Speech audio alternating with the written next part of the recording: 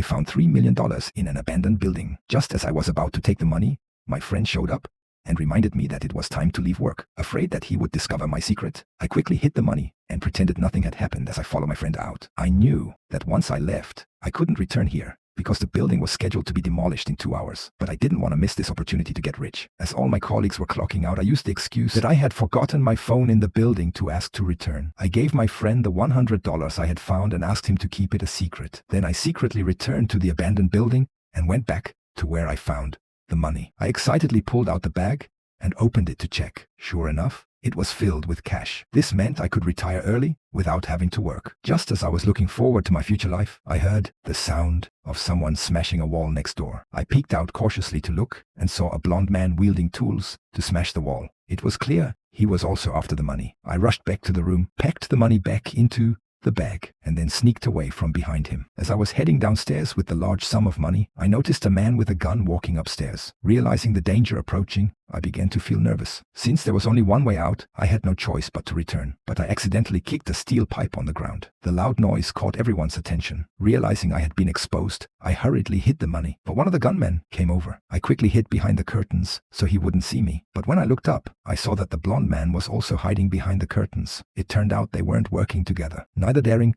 to make a sound. Just as the tension reached its peak, the armed robber suddenly turned and left. It turned out they had caught my friend and found the 100 on him. The criminals realized my friend had discovered the hiding spot, so he immediately ordered his men to interrogate him. Hearing my friend's agonizing screams made me feel terrible. In the end, I couldn't resist peeking out to see what was happening and saw a scene that would haunt me for the rest of my life. There, the sudden scream alerted everyone to my presence. I hurriedly grabbed all the money and tried to escape. But when I thought of how my friend had been killed because of me, I hesitated. So I decided to kill all the criminals to avenge my friend. Subscribe and like.